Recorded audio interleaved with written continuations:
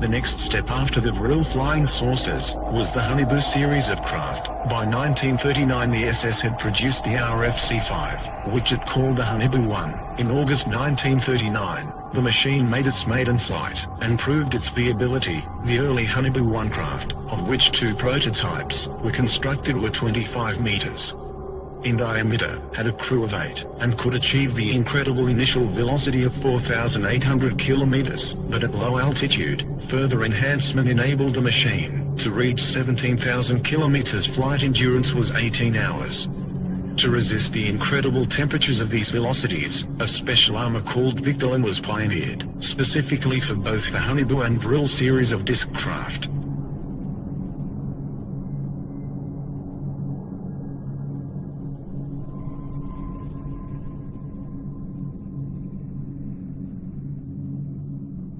The Honeybu 1 had a double hull of Victolan. The early models also attempted to test out a rather large experimental gun installation, the twin 60mm KSK strong ray cannon. It has been suggested that the ray from this weapon made it a laser, but it was not. It could transmit a powerful energy burst suitable to pierce up to 4 enemy armor. When a Vril 7 was shot down by the Russians, in 1945 a similar underbelly-mounted KSK gun was destroyed, with debris recovered from the battle site. The heavy gun installation, however, badly destabilized the disc, and in subsequent Honeybu models lighter MG and MK cannon was supposedly installed. The Honeybu 1 first flew in 1939 and both prototypes made 52 test flights.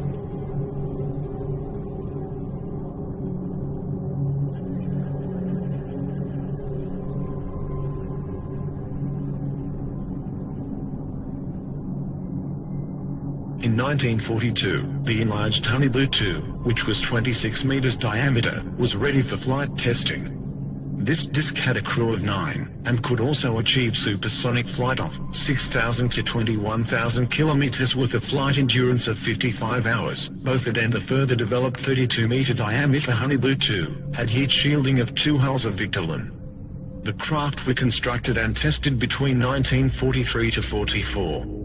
The craft made 106 test flights. By the end of 1940, the Honeybu 2 had entered service as a reconnaissance aircraft, and there is certainly photographic evidence to support this. For example, one was caught on camera near Antarctica in 1940. The design of the Honeybu 2 should be noted for future reference. Whatever their exact nature, it appears confirmed that a range of alternative design aircraft were by now on the drawing board, or hovering above the ground. Some of these designs proved worked, and successes were being reported. On 17 April 1945,